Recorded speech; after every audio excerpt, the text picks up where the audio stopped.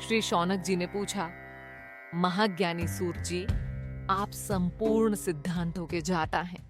कृपया मुझसे पुराणों के सार का वर्णन करें। ज्ञान और वैराग्य सहित भक्ति से प्राप्त विवेक की वृद्धि कैसे होती है तथा साधु पुरुष कैसे अपने काम, क्रोध आदि विकारों का निवारण करते हैं। इस कलयुग में सभी जीव आसुरी स्वभाव के हो गए हैं, अतः कृपा करके मुझे ऐसा साधन बताइए जो कल्याणकारी एवं मंगलकारी हो तथा पवित्रता लिए हो। प्रभु, वह ऐसा साधन हो जिससे मनुष्य की शुद्धि हो जाए और उस निर्मल हृदय वाले पुरुष को सदैव के लिए शिव की प्राप्ति हो जाए। श्री सूत जी ने उत्तर दिया, शौनक जी, आप धन्य हैं, क्योंकि आपके मन में पुराण कथा को सुनने के लिए अपार प्रेम व लालसा है। इसलिए मैं तुम्हें परम उत्तम शास्त्र की कथा सुनाता हूं। संपूर्ण सिद्धांत से संपन्न भक्ति को बढ़ाने वाला तथा शिवजी को संतुष्ट करने वाला अमृत के समान दिव्य शास्त्र है, शिव पुराण।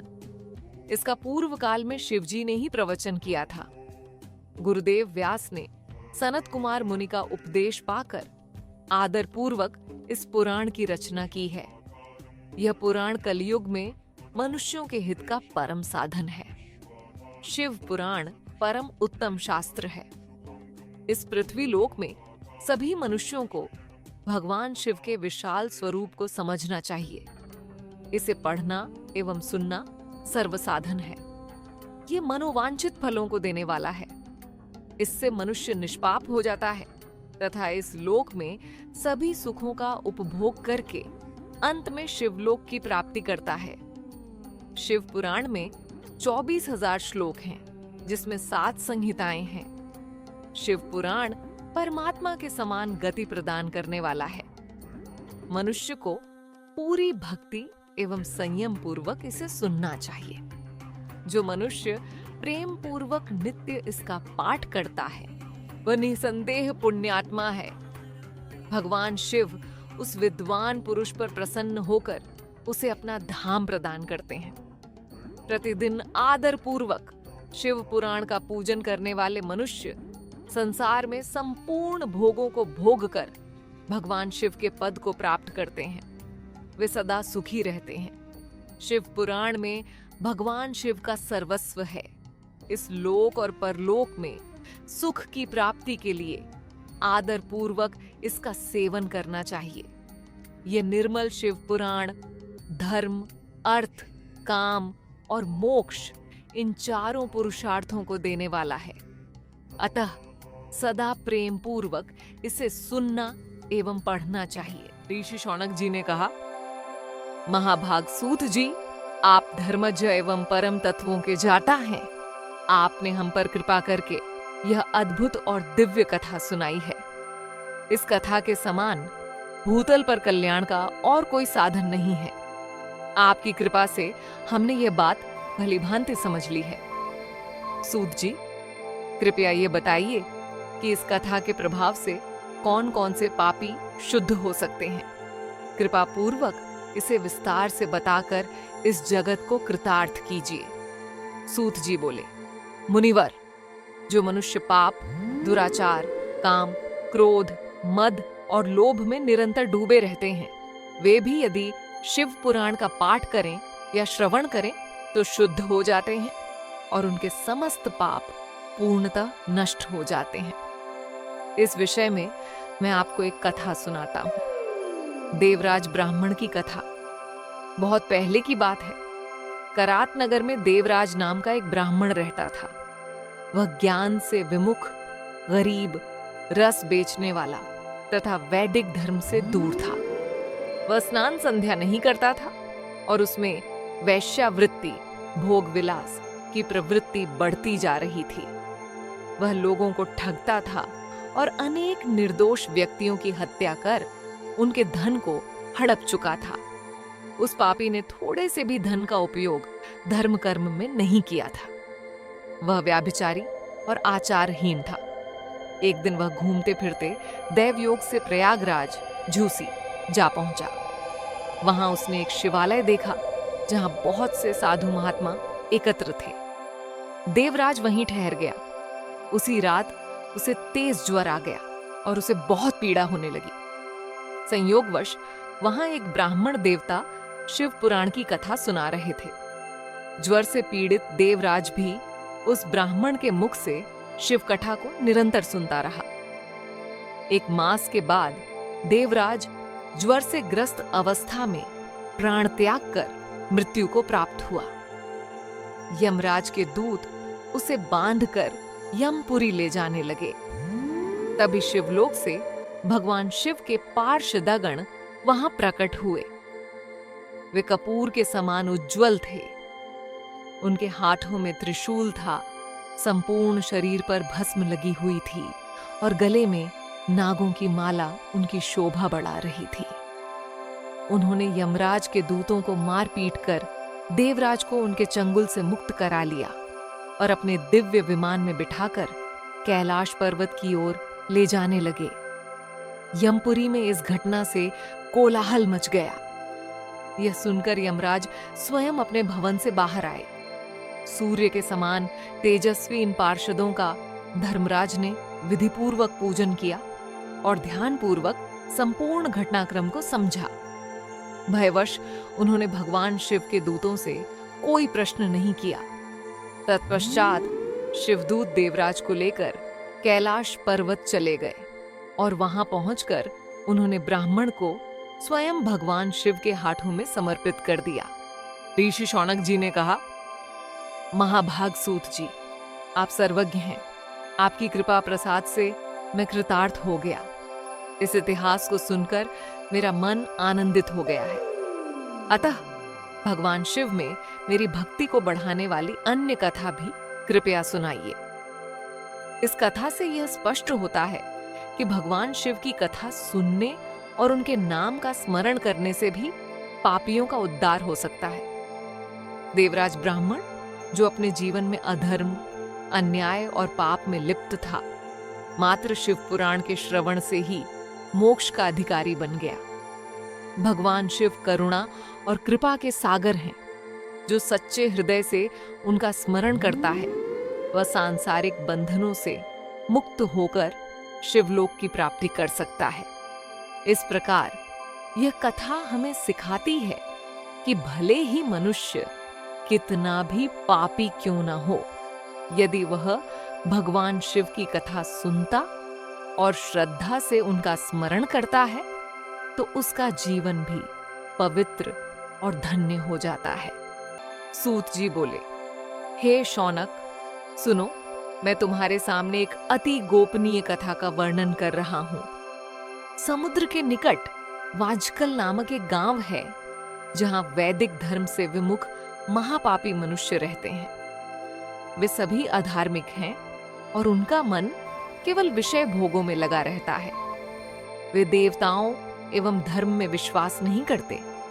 वे सभी कुटिल स्वभाव के हैं, खेती किसानी करते हैं और विभिन्न प्रकार के अशुद्ध आचरण रखते हैं। वे व्यभिचारी भी हैं। वे इस बात से पूर्णतः अनजान हैं कि ज्ञान, वैराग्य तथा सिद्धि ही मनुष्य के लिए परम पुरुषार्थ हैं। वे सभी पशु बुद्धि वाले हैं। उस अज्ञानी समुदाय के लोग भी उन्हीं की तरह बुरे विचार रखने वाले, धर्म से विमुख और अधर्म में संलग्न हैं। वे सदैव दुष्कर्मों में लगे रहते हैं और सदा विषय भोगों में डूबे रहते हैं। वहां की स्त्रियां भी बुरे स्वभाव की, चरित्रहीन, पाप में डूबी हुई, कुटिल सोच वाली और व्यभिचारिणी हैं। वे सभी सद्व्यवहार तथा सदाचार से सर्वथा शून्य हैं। वहां अधर्मियों का ही निवास है। उसी वाजकल गांव में लबटक नामक एक ब्राह्मण रहता था। वह अधर्मी, भ्रष्ट और महापापी था। उसकी पत्नी अत्यंत सुंदर थी, जिसका नाम चंचुला था। वह सदा उत्तम धर्म का पालन करती थी, परंतु लबटक व्यभिचारी था। इस प्रकार कुकर्म करते हुए बहुत समय बीत गया। उसकी पत्नी काम से पीड़ित होने पर भी धर्म के नाश के भय से सहन करती रही और बहुत समय तक धर्म से विचलित नहीं हुई। परंतु आगे चलकर वह भी अपने पतिव्रत धर्म से विमुख होकर अपने पति के कुकर्मों से प्रभावित हो गई और व्यभिचारिणी बन गई। इस प्रकार वे दोनों पति पत्नी अनैतिक आचरण में डूबे रहे और बहुत समय बीत गया। अंततः वह व्यभिचारी दुष्ट बुद्धि वाला ब्राह्मण लपटक मृत्यु को प्राप्त होकर नरक चला गया। वहां उसने बहुत दिनों तक यातनाएं भोगी और अंत में अपने पापों के कारण प्रेत योनि में उत्पन्न होकर एक भयंकर पिशाच बन गया। इधर लपटक की मृत्यु के पश्चात चंचुला बहुत समय तक अपने परिवार के साथ घर में रही, किंतु बाद में वह भी धर्म से गिरकर अन्य पुरुषों के संग में पड़ गई।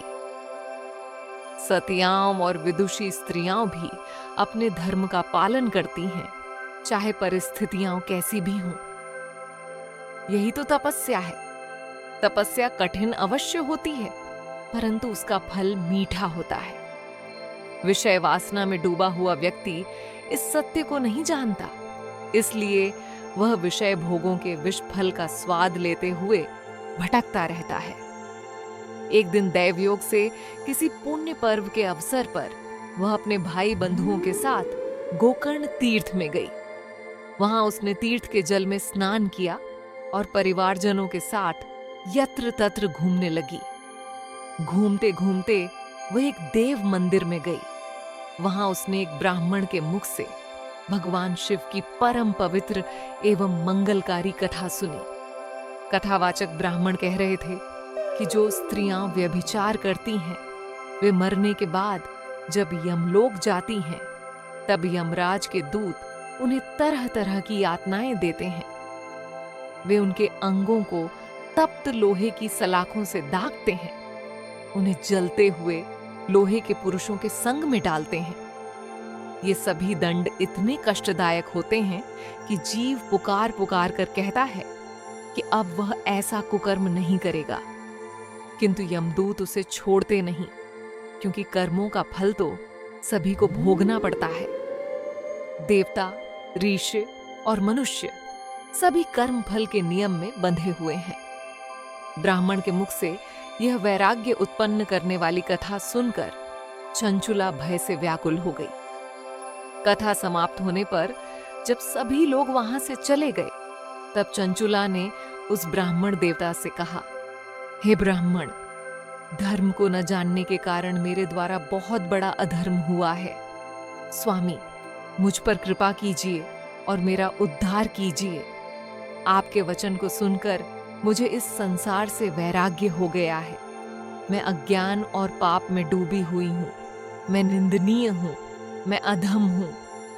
मैंने पाप कर्मों में लिप्त होकर अपने धर्म का त्याग कर दिया था। अब कौन मेरे जैसी कुमति वाली पापिनी का साथ देगा? जब यमदूत मुझे जंजीरों से बांधकर नरक ले जाएंगे और वहां मेरे शरीर के टुकड़े टुकड़े कर देंगे, तब मैं उन महायातनाओं को कैसे सहन करूंगी? हे ब्राह्मण, आप मेरे गुरु हैं, आप ही मेरे माता पिता हैं। मैं आपकी शरण में आई हूं, अब आप ही मेरा उद्धार कीजिए। सूत जी बोले, हे शौनक, इस प्रकार विलाप करती हुई चंचुला ब्राह्मण देवता के चरणों में गिर पड़ी। तब ब्राह्मण ने कृपा पूर्वक उसे उठाया। ब्राह्मण बोले, नारी, तुम सौभाग्यशाली हो जो भगवान शंकर की कृपा से तुमने वैराग्यपूर्ण शिव पुराण की कथा सुनकर समय रहते अपनी गलती का एहसास कर लिया है। तुम डरो मत और भगवान शिव की शरण में जाओ। उनकी परम कृपा से तुम्हारे सभी पाप नष्ट हो जाएंगे। मैं तुम्हें भगवान शिव की कथा सहित वह मार्ग बताऊंगा जिसके द्वारा तुम्हें सुखदायी उत्तम गति प्राप्त होगी। शिव कथा सुनने से तुम्हारी बुद्धि शुद्ध हो गई है और तुम्हें पश्चाताप हुआ है तथा तुम्हारे मन में वैराग्य उत्पन्न हो गया है। बड़ा प्रायश्चित्त है। पश्चाताप ही पापों का शोधक है। इससे ही पापों की शुद्धि होती है। शास्त्रों के अनुसार पापों की शुद्धि के लिए प्रायश्चित्त एवं पश्चाताप से ही संपन्न होती है। जो मनुष्य अपने कुकर्मों के लिए पश्चाताप नहीं करता, वह उत्तम गति प्राप्त नहीं कर सकता, परंतु जिसे अपने कुकर्मों पर हृदय से पश्चाताप होता है, वह निश्चित रूप से उत्तम गति का भागी होता है। इसमें कोई संदेह नहीं है। शिव पुराण की कथा सुनने से विचार शुद्ध और मन निर्मल हो जाता है। शुद्ध विचारों में ही भगवान शिव और पार्वती का वास होता है। वह शुद्धात्मा पुरुष सदा शिव के परम पद को प्राप्त करता है। इस कथा का श्रवण सभी मनुष्यों के लिए कल्याणकारी है, अतः इसकी आराधना एवं सेवा करनी चाहिए। ये कथा भवबंधन रूपी रोग का नाश करने वाली है। भगवान शिव की कथा सुनकर हृदय में उसका मनन करना चाहिए। इससे विचारों की शुद्धि होती है। विचार शुद्ध होने से ज्ञान और वैराग्य के साथ महेश्वर की भक्ति निश्चित रूप से प्राप्त होती है तथा उनके अनुग्रह से मोक्ष सिद्ध होता है। जो मनुष्य माया के प्रति आसक्त है, वह इस संसार के बंधन से मुक्त नहीं हो पाता। हे ब्राह्मण पत्नी, तुम अन्य विषयों से अपने मन को हटाकर भगवान शंकर की इस परम पावन कथा को सुनो। इससे तुम्हारे विचार शुद्ध होंगे और तुम्हें मोक्ष की प्राप्ति होगी। जो मनुष्य निर्मल हृदय से भगवान शिव के चरणों का चिंतन करता है, उसकी एक ही जन्म में मुक्ति हो जाती है। सूत जी बोले, हे शौनक। यह कहकर वे ब्राह्मण चुप हो गए। उनका हृदय करुणा से भर गया। वे ध्यान में मग्न हो गए। ब्राह्मण का उपदेश सुनकर चंचुला की आंखों से आनंद के आंसू छलक पड़े। वह हर्षित हृदय से ब्राह्मण देवता के चरणों में गिर पड़ी और हाथ जोड़कर बोली, मैं कृतार्थ हो गई। हे ब्राह्मण, शिव भक्तों में मैं स्वयं को धन्य मानती हूँ। आप परमात्मा स्वरूप हैं। आप परम कृपालु हैं और सदा परोपकार में लगे रहते हैं। हे साधो, मैं नरक रूपी समुद्र में डूबी हुई हूँ। कृपा कर मेरा उद्धार करें। जिस पुराण और अमृत के समान सुंदर शिव कथा का आपने वर्णन किया, उसे सुनकर ही मेरे मन में वैराग्य उत्पन्न हुआ है। अब मेरे मन में उस अमृतमयी शिव पुराण की कथा सुनने की तीव्र इच्छा हो रही है। कृपया मुझे वह कथा सुनाइए। सूत जी बोले, शिव पुराण की कथा सुनने की इच्छा लेकर चंचुला उन ब्राह्मण देवता की सेवा में तत्पर रहने लगी। गोक्षेत्र नामक महान तीर्थ में उन ब्राह्मण देवता के मुख से चंचुला ने शिव पुराण की भक्ति, ज्ञान और वैराग्य को बढ़ाने वाली तथा मोक्ष देने वाली परम उत्तम कथा सुनकर कृतार्थता प्राप्त की। उसके विचार शुद्ध हो गए। वह अपने हृदय में शिव के सगुण रूप का चिंतन करने लगी। वह सदैव भगवान शिव के सच्चिदानंद स्वरूप का स्मरण करती थी। अंततः जब उसका जीवन पूर्ण हुआ तो उसने बिना किसी मोह के अपना शरीर त्याग दिया। उसे लेने के लिए एक दिव्य विमान वहां प्रकट हुआ। यह विमान शोभायमान था एवं शिवगणों से सुशोभित था। चंचुला दिव्य विमान से शिवलोक पहुंची। उसके सभी पाप धुल गए और वह दिव्यांगना बन गई। वह गौरांग देवी के मस्तक पर अर्धचंद्र का मुकुट तथा अन्य दिव्य आभूषण धारण कर शिवलोक पहुंची। वहां उसने सनातन देवता, त्रिनेत्रधारी महादेव शिव के दर्शन किए। सभी देवता उनकी सेवा में उपस्थित थे। उनके अंगों की कांति करोड़ों सूर्यों के समान प्रकाशमान थी।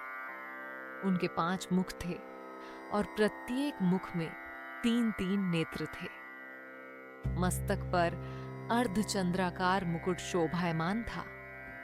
उनका कंठ नील वर्ण का था। उनके साथ देवी गौरी थीं, जो स्वयं प्रकाश पुंज के समान दीप्तिमान थीं।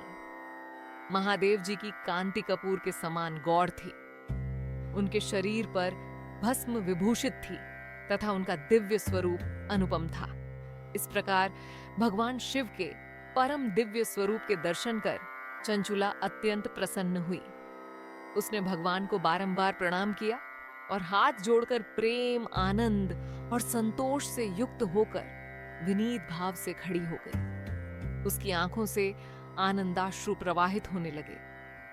भगवान शंकर और भगवती गौरी उमा ने करुणा से उसे सौम्य दृष्टि से देखा और अपने पास बुलाया। गौरी उमा ने उसे प्रेम पूर्वक अपनी सखी बना लिया। चंचुला सुखपूर्वक भगवान शिव के धाम में उमा देवी की सखी के रूप में निवास करने लगी। सूत जी बोले, शौनक, एक दिन चंचुला आनंद मग्न मन से उमा देवी के पास गई और दोनों हाथ जोड़कर उनकी स्तुति करने लगी। चंचुला बोली, हे नगर राज नंदिनी, चंद्रमाता, उमा, आप सभी मनुष्यों एवं देवताओं द्वारा पूज्य तथा संपूर्ण सुखों को देने वाली हैं। आप ही शिव पत्नी हैं। आप ही सगुणा और निर्गुणा हैं। हे सच्चिदानंद स्वरूपिणी, आप ही प्रकृति की पोषक हैं। हे माता, आप ही संसार की सृष्टि, पालन और संहार करने वाली हैं। आप ही ब्रह्मा, विष्णु और महेश को उत्तम शक्ति प्रदान करने वाली परम शक्ति है। सूत जी कहते हैं, शौनक, सत्व गुण से युक्त चंचुला इस प्रकार देवी की स्तुति कर शांत हो गई। उसकी आंखों में प्रेम के आंसू उमड़ आए। तब शिव पत्नी भवानी उमा देवी ने बड़े प्रेम से चंचुला को चुप कराते हुए कहा, सखी चंचुला, मैं तुम्हारी स्तुति से प्रसन्न हूं। बोलो, क्या वर मांगती हो? चंचुला बोली, हे नगर राजकुमारी, मेरे पति लपटक इस समय कहाँ हैं? उनकी कैसी गति हुई है?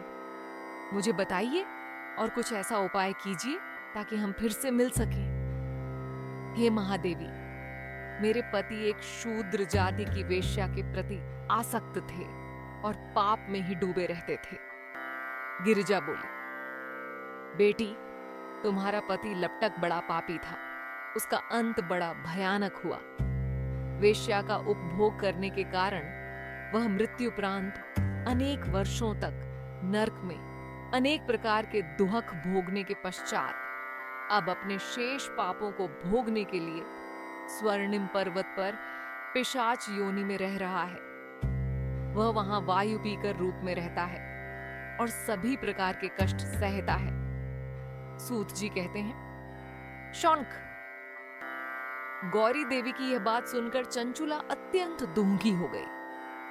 फिर मन को किसी प्रकार स्थिर करती हुई व्यथित हृदय से मां गौरी से उसने एक बार फिर पूछा, हे महादेवी, मुझ पर कृपा कीजिए और मेरे पापी पति का अब उद्धार कर दीजिए। कृपा करके मुझे वह उपाय बताइए जिससे मेरे पति को उत्तम गति प्राप्त हो सके। गौरी देवी ने कहा, यदि तुम्हारा पति लबटक शिव पुराण की पुण्यमयी उत्तम कथा सुने तो वह इस दुष्कृत गति को पार करके उत्तम गति का भागी हो सकता है। अमृत के समान मधुर गौरी देवी का यह वचन सुनकर चंचुला ने दोनों हाथ जोड़कर मस्तक झुकाकर बारंबार प्रणाम किया तथा प्रार्थना की, मेरे पति को शिव पुराण सुनाने की व्यवस्था कीजिए। तब पार्वती चंचुला की बार बार प्रार्थना करने पर शिव पत्नी गौरी देवी ने भगवान शिव की महिमा का गान करने वाले गंधर्वराज तुम्बुरु को बुलाकर कहा, तुम्बुरु, तुम भगवान शिव में स्थित हो। तुम मेरे मन की सभी बातें जानते हो और मेरे कार्य को सिद्ध करते हो। अब तुम मेरी सखी के साथ स्वर्णिम पर्वत पर जाओ। वहां एक महाघोर और भयंकर पिशाच रहता है। पूर्व जन्म में वह पिशाच लबटक नामक ब्राह्मण था और मेरी इस सखी चंचुला का पति था। वह वेश्यागामी हो गया था। उसने स्नान, संध्या, आचार और नित्य कर्म त्याग दिए थे।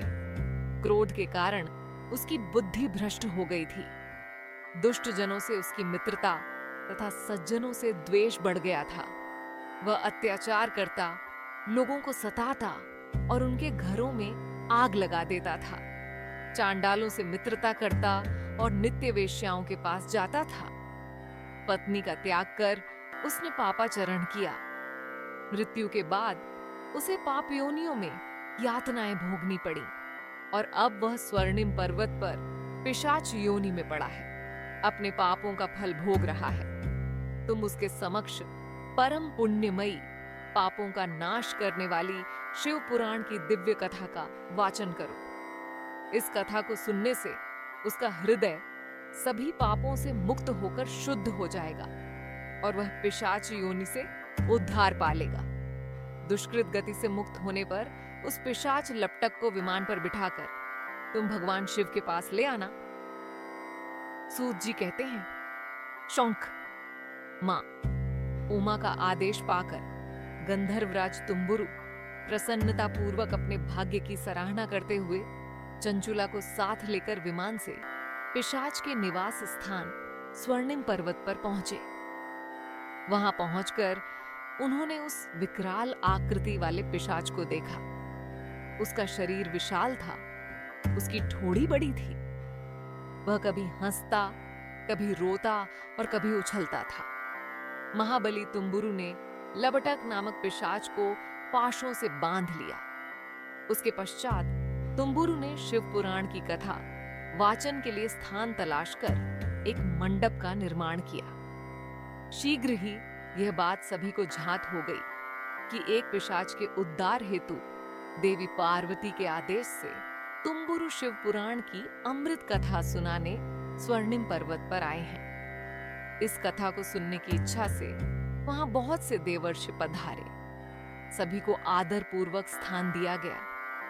पिशाच लपटक को पाशों में बांधकर आसन पर बिठाया गया और तब तुम्बुरु ने परम उत्तम शिव पुराण की अमृत कथा का गान आरंभ किया। उन्होंने पहली विद्येश्वर संहिता से लेकर 7वीं वायु संहिता तक शिव पुराण की कथा का सुंदर वर्णन किया। सातों संहिताओं सहित शिव पुराण को सुनकर सभी श्रोता कृतार्थ हो गए। परम पुण्यमयी शिव पुराण को सुनकर पिशाच सभी पापों से मुक्त हो गया और उसने पिशाच शरीर का त्याग कर दिया।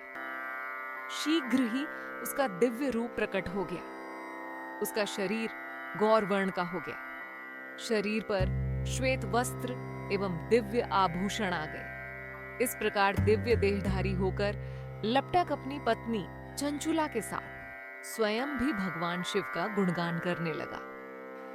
उसे इस दिव्य रूप में देखकर सभी को बड़ा आश्चर्य हुआ। सभी ने भगवान महेश्वर के अद्भुत चरित्र को सुनकर कृतार्थ होकर उनका यशोगान किया और अपने अपने धाम को चले गए। लपटक अपनी पत्नी चंचुला के साथ विमान में बैठकर शिवपुरी की ओर चल दिया। महेश्वर के गुणों का गान करता हुआ लपटक अपनी पत्नी चंचुला एवं तुम्बुरु के साथ शीघ्र ही शिवधाम पहुंच गया। भगवान शिव और देवी पार्वती ने उसे अपना पार्षद बना लिया। दोनों पति पत्नी सुखपूर्वक भगवान महेश्वर एवं देवी गौरी के श्री चरणों में अचल निवास पाकर परम सिद्ध हो गए। शौनक जी कहते हैं, महाप्रज्ञा सूत जी, आप धन्य एवं शिव भक्तों में श्रेष्ठ हैं। हम पर कृपा कर हमें कल्याणकारी शिव पुराण के श्रवण की विधि बताइए, जिससे सभी श्रोताओं को संपूर्ण उत्तम फल की प्राप्ति हो। सूत जी ने कहा, हे मुनि शौनक, तुम्हें संपूर्ण फल की प्राप्ति के लिए मैं शिव पुराण के विधि विस्तार से बताता हूं। सर्वप्रथम किसी ज्योतिषी को बुलाकर दान से संतुष्ट करें और उससे कथा का शुभ मुहूर्त निकलवाना चाहिए। तत्पश्चात इसकी सूचना का संदेश सभी लोगों तक पहुंचाना चाहिए कि हमारे यहाँ शिव पुराण की कथा होने वाली है। जो भी अपने कल्याण की इच्छा रखते हैं उन्हें इस कथा में अवश्य पधारना चाहिए। जो भी भगवान शिव के भक्त हैं तथा शिव कथा के कीर्तन और श्रवण के इच्छुक हैं, उन्हें आदर पूर्वक बुलाना चाहिए और उनका सत्कार करना चाहिए। शिव पुराण के श्रवण के लिए मंदिर, तीर्थ, वन, घाट अथवा घर में ही उत्तम स्थान का निर्माण करना चाहिए। कथा मंडप को केले के खंभों से सुसज्जित कराना चाहिए और उसके चारों ओर फूल, पत्तियों, सुगंधित चंदन तथा दीपों से अलंकृत करना चाहिए। चारों कोनों पर ध्वज लगाकर उसे विविध सामग्रियों से सुशोभित करें। भगवान शंकर के लिए भव्य आसन का निर्माण करें तथा कथावाचक के लिए भी दिव्य आसन की व्यवस्था करें। नियम पूर्वक कथा सुनने वालों के लिए भी उपयुक्त आसन की व्यवस्था करें और अन्य लोगों के बैठने की भी समुचित व्यवस्था करें। कथावाचक को ज्ञान, भक्ति और पवित्रता से युक्त होना चाहिए तथा उस प्रति किसी भी प्रकार की बुरी भावना नहीं रखना चाहिए। इस संसार में जन्म और कर्म के कारण अनेक संघ बनते हैं, किंतु उन सब में पुराण का श्रोता ही परम ज्ञानी माना जाता है। पुराणों का जाता पवित्र, शास्त्रों में निपुण, साधना में अनुरक्त, ईश्वर पर विजय प्राप्त करने वाला और दयालु होना चाहिए। ऐसे गुणों से युक्त मनुष्य को ही इस परम पवित्र कथा का वाचन करना चाहिए। शास्त्रों के अनुसार प्रतिदिन 3.5 पहर तक कथा वाचन का उपयुक्त समय है। मध्याह्न काल में 2 घड़ी तक कथा विश्राम रखनी चाहिए ताकि लोग स्नान आदि से निवृत्त हो सकें। जिस दिन से कथा प्रारंभ हो रही हो उसके 1 दिन पूर्व व्रत करना चाहिए। कथा के दिन प्रातःकाल स्नान आदि कर पवित्र हो जाना चाहिए। कथावाचक के पास उसकी सहायता के लिए एक विद्वान को भी बैठाना चाहिए जो सभी प्रकार के शंकाओं का समाधान कर लोगों को कथा को भली भांति समझाने में कुशल हो। कथा में आने वाले विघ्नों को दूर करने के लिए सर्वप्रथम गणेश जी की पूजा करनी चाहिए। तत्पश्चात भगवान शिव और शिव पुराण की भावपूर्वक पूजा करें। फिर श्रोता तन मन से शुद्ध होकर आदर पूर्वक शिव पुराण की कथा श्रवण करें। जो कथा वाचक और श्रोता अनेक प्रकार की कुरीतियों से ग्रसित हैं, काम, क्रोध, लोभ, मोह, मद और मात्सर्य से युक्त हैं, वे इस पवित्र कथा के अधिकारी नहीं हो सकते। किंतु जो मनुष्य अपनी समस्त चिंताओं को त्याग कर श्रद्धा और भक्ति से कथा में मन लगाते हैं, उन्हें उत्तम फल की प्राप्ति होती है। सूत जी बोले, शौनक, शिव पुराण सुनने का इच्छुक पुरुष जिन नियमों का पालन करे वे भली भांति सुनो। शिव पुराण की पुण्यमयी कथा नियम पूर्वक सुनने से बिना किसी विघ्न बाधा के उत्तम फल की प्राप्ति होती है। दरिद्र, रोगी तथा अशुद्ध मनुष्य को कथा सुनने का अधिकार नहीं है, अतः पहले विधि पूर्वक शुद्धि करनी चाहिए। नियम पूर्वक कथा सुनने वाले मनुष्य को संयम का अच्छे से पालन करना चाहिए। उसे भूमि पर सोना चाहिए, फल मुख से ग्रहण करना चाहिए तथा कथा समाप्त होने पर ही अन्न ग्रहण करना चाहिए। समर्थ व्यक्ति को शुद्ध भाव से शिव पुराण की कथा की समाप्ति तक उपवास रखना चाहिए और एक ही बार भोजन करना चाहिए। गेहूं का आटा, उड़द की दाल, जला हुआ अन्न, सेम, मसूर तथा बासी अन्न नहीं खाना चाहिए। जिसने कथा का संकल्प लिया हो उसे प्याज, लहसुन, हींग, गाजर, मादक पदार्थ तथा अहिंसक आहार का त्याग करना चाहिए। ऐसा मनुष्य प्रतिदिन सत्य, शौच, दया, मौन, सरलता, विनय तथा हार्दिक उदारता आदि सद्गुणों को अपनाए तथा साधु संतों की निंदा का त्याग कर नियम पूर्वक कथा सुने। काम मनुष्य इस कथा के प्रभाव से अपनी इच्छित कामना प्राप्त करता है और निष्काम व्यक्ति मोक्ष प्राप्त करता है। सभी स्त्री पुरुषों को विधि विधान से शिव पुराण की उत्तम कथा को सुनना चाहिए। महर्षि, शिव पुराण की समाप्ति पर श्रोताओं को विधि पूर्वक भगवान शिव की पूजा के समान पुराण पुस्तक की भी पूजा करनी चाहिए तथा इसके पश्चात विधि पूर्वक विधि विधान का भी पूजन करना चाहिए। पुस्तक को रखने के लिए नया और सुंदर वस्त्र बनाएं। पुस्तक और वस्त्र की पूजा के उपरांत विधि पूर्वक बुलाए गए पंडित का भी सत्कार करना चाहिए। कथा में पधारे अन्य ब्राह्मणों को भी अन्न धन का दान दें। गीत, वाद्य और नृत्य से उत्सव को भव्य बनाएं। श्रद्धालु मनुष्य को कथा समाप्ति पर गीता का पाठ करना चाहिए तथा गृहस्थ को गृह शांति हेतु हवन करना चाहिए।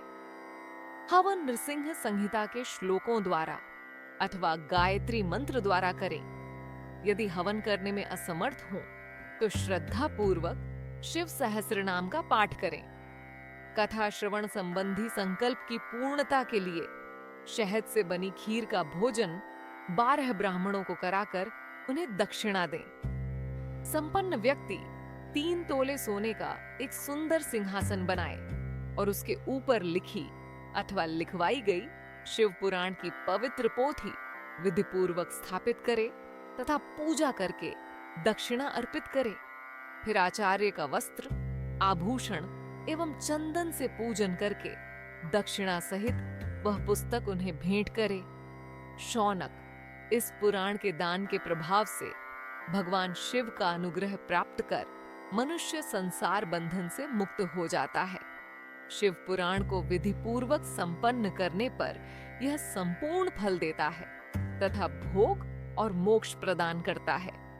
मुनिवर, शिव पुराण का सारा महात्म्य जो संपूर्ण फल देने वाला है मैंने तुम्हें सुना दिया है। अब तुम और क्या सुनना चाहते हो? श्रीमान शिव पुराण सभी पुराणों के मस्तक का तिलक है। जो मनुष्य सदा भगवान शिव का ध्यान करते हैं, जिनकी वाणी शिव के गुणों की स्तुति करती है और जिनके दोनों कान उनकी कथा सुनते हैं, उनका जीवन सफल हो जाता है। वे संसार सागर से पार हो जाते हैं। ऐसे लोग इस लोक और परलोक में सदा सुखी रहते हैं। भगवान शिव के सच्चिदानंदमय स्वरूप के दर्शन से समस्त पापों का निवारण हो जाता है। उनकी महिमा जगत के भीतर और बाहर दोनों जगह विद्यमान है।